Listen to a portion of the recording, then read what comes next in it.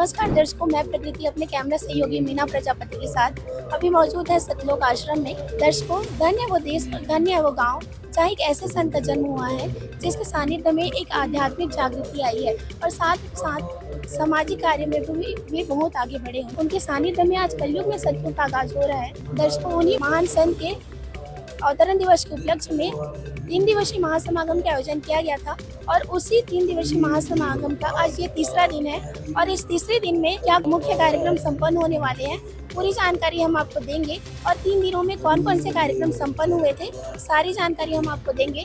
देख सकते हैं दर्शकों, श्रद्धालुओं की भीड़ उमड़ी हुई है और लाखों की तादाद में श्रद्धालु यहाँ हमें नजर आ रहे हैं। श्रद्धालु कहाँ से आए थे, ये सारी जानकारी हम आपको बताएंगे। दर्शकों, बने रहिए हमारे साथ। नमस्कार मैम। साहिब जी। मैम, आपका नाम क्या है? स्वाति दासी। कहाँ से है मैम? ग्वालियर एमपी से। मैम, जो 3 दिनों तक अखंड पाठ चला उसके बारे में बताइए। यहाँ पर संत रामपाल जी महाराज जी के अवतरण दिवस के उपलक्ष्य में संत रामपाल जी महाराज जी के सानिध्य में संत गरीबदास जी महाराज जी की अमर वाणी का अखंड पाठ हुआ है, जो कि अमर ग्रंथ साहिब में उनकी वाणियाँ वर्णित हैं। अखंड पाठ का अर्थ होता है यहाँ पे 3 दिन तक उस वाणी का कंटिन्यू पाठ चलता है, जिसमें हर अनुयायी उस पाठ को पढ़ सकता है, जिससे काफ़ी सारे लाभ होते हैं, आध्यात्मिक लाभ होते हैं। जो पाठक होता है, जो पाठी होता है, जो पढ़ता है उसको। आप कुछ बताना चाहें?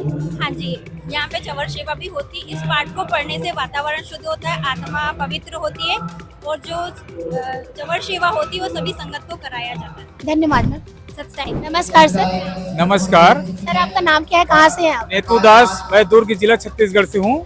सर, इस 3 दिवसीय महासमागम में कौन कौन से कार्यक्रम आयोजित किए गए थे? इस 3 दिवस के महासमागम में सत्संग का आयोजन किया गया है, विशाल भंडारा का आयोजन किया गया है और इसमें रक्तदान वगैरह किया गया है और इसमें देहदान किया गया है और दहेज मुक्त रामायणी किया गया है।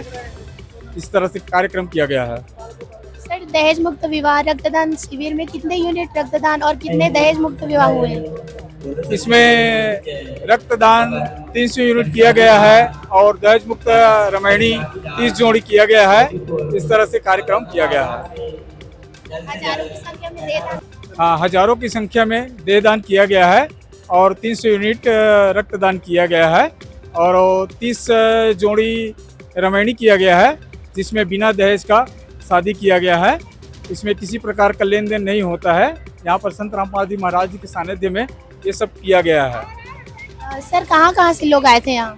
यहाँ छत्तीसगढ़ से आए हैं, एमपी से आए हैं, राजस्थान से आए हैं, जितने आसपास के प्रदेश से वहाँ से भी आए हुए हैं। सभी प्रकार से कितनी संख्या में?